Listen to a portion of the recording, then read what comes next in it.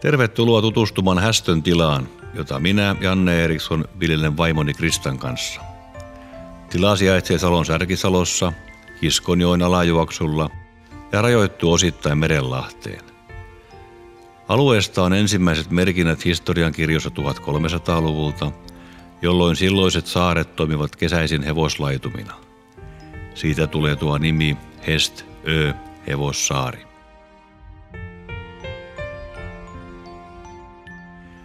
Tilan talousrakennukset sijaitsevat päärakennuksen välittömässä läheisyydessä, niin kuin myös valtaosa tilan pelloista.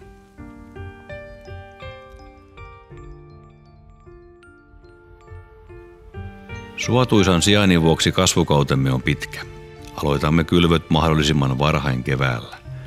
Kasvivalikoimamme poikkeaa perinteisistä viljelykasveista ja sen vuoksi myös viljelykalusto on rakennettu näiden tarpeiden mukaan. Yhdistelmäkoneet tekevät yhdellä kertaa useita työvaiheita. Näin säästetään aikaa sekä ehkäistään maan tiivistymistä.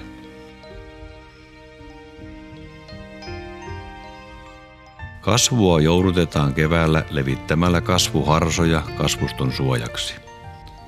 Harsojen levitys ja poistaminen eri työvaiheiden välillä on työlästä puuhaa. Siinä tarvitaan paljon auttavia käsiä, jotta työ sujuisi ripeästi. Harso on erittäin kevyttä materiaalia, neliöpainoltaan vain 19 grammaa. Niinpä harsojen reunoille on sijoitettava painot, jotta harsot pysyisivät kovassakin tuulessa paikoillaan. Viljelykasveina meillä on tarhaherne, tilli, pinaatti, persilja ja sokeriherne.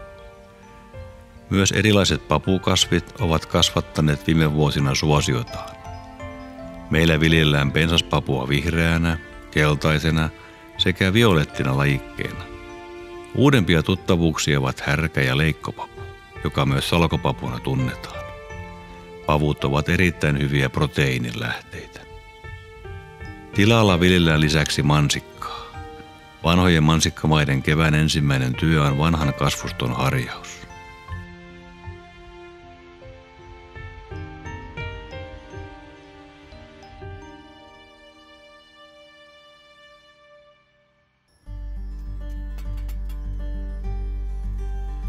Uudet mansikkapellot perustetaan keväisin käyttämällä taimia, jotka toimitetaan tilalle pakastettuina. Sulatuksen jälkeen ne istutetaan koneellisesti penkkiin. Sama erikoiskone valmistaa penkin, asentaa kasteluputken, istuttaa taimet ja lopuksi vielä peittää penkin kalvolla, tehden siihen reijän jokaisen taimen kohdalle.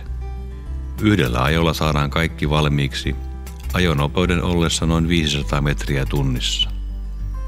Automaattiohjaus helpottaa kuljettajaa koneen hallinnassa. Istutuksen jälkeen peltoon asennetaan kastelujärjestelmä. Putkiston kautta kasveille annetaan vettä ja ravinteita. Ensimmäiset marjat kypsyvät noin 65 päivän päästä istutuksesta. Vanhat kasvustot puhdistetaan rikkakasveista ja laitetaan olkea välivakoihin, jotta marjat pysyvät puhtaina kaikissa olosuhteissa.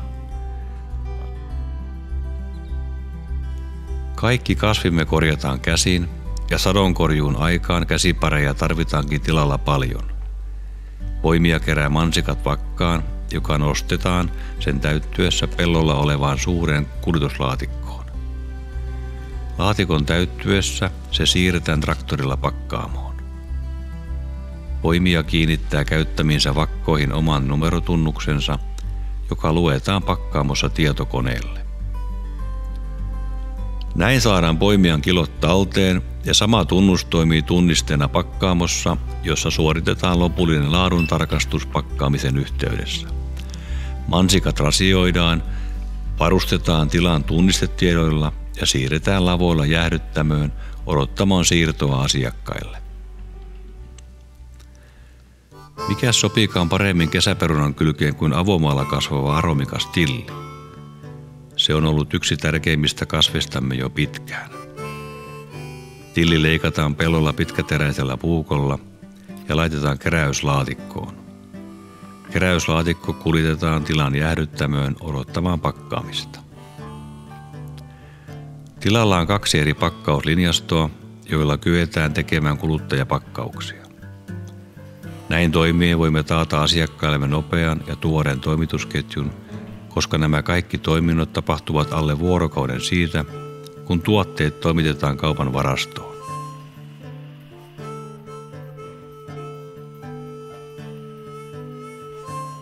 Vihreä pensaspapu kasvaa nimensä mukaisesti pensaassa, jossa on useita palkoja samassa kasvissa. Papu on lämpöä vaativa kasvi. Sen satokausi alkaa yleensä heinäkuun alkupuolella ja kylvöjaksotusten kautta sitä voidaan kasvattaa pakkasiin asti. Myös papuja pakataan tilalla kuluttajapakkauksiin. Papuja on eri värejä, joten niistä saa sekoittamalla keskenään mielenkiintoisen näköistä tarjottavaa. Työpäivä tilalla päättyy illalla siihen, kun jakeluauto lastataan valmiiksi yöllistä toimitusta varten. Lastaus suoritetaan nopeasti valmiiksi viilennettyyn autoon niin, ettei kylmäketju pääse katkeamaan välillä.